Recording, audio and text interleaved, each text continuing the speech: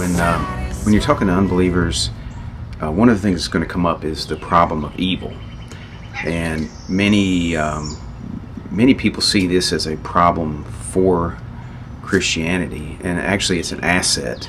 They want to, because people know evil exists. People know there's evil in the world, and their argument is, how could a good God allow there to be evil? And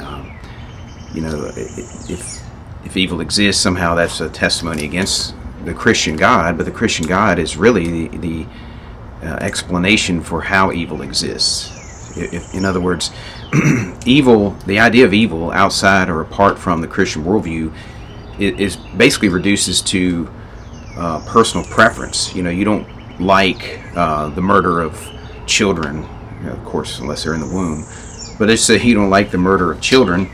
Well, why not? Well, it's just your personal dislike. And should that personal dislike be imposed on the entire history of the world, universally? No, you can't. You're pretending to be God. You're acting as if you're God when you're asserting your subjective opinion on everybody else.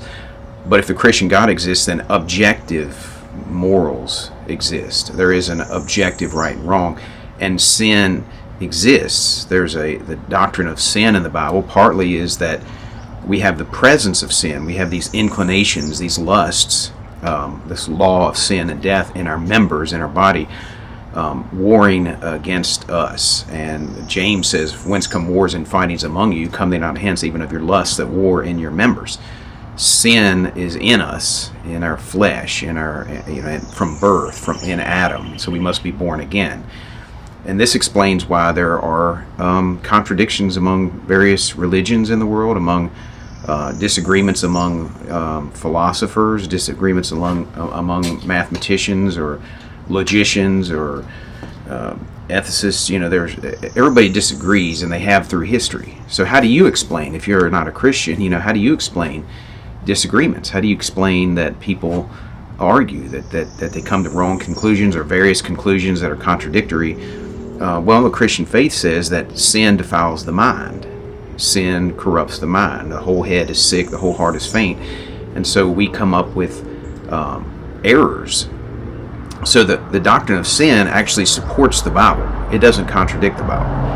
And if you reject the Scriptures, then you have to have a doctrine of sin. You have to explain how evil exists. If you put evil into the same category as good and say, well, there's evil and good and it coexists forever, then you couldn't distinguish between what's good and what's evil. You couldn't make a distinction between it. It's because they're co-equal. So the doctrine of evil, the doctrine of sin, is your asset. If somebody says something is wrong, challenge them on how they get this idea of right and wrong, how they get this idea of sin. Don't just let them assume our worldview. Let them realize they have no worldview apart from the Christian Bible.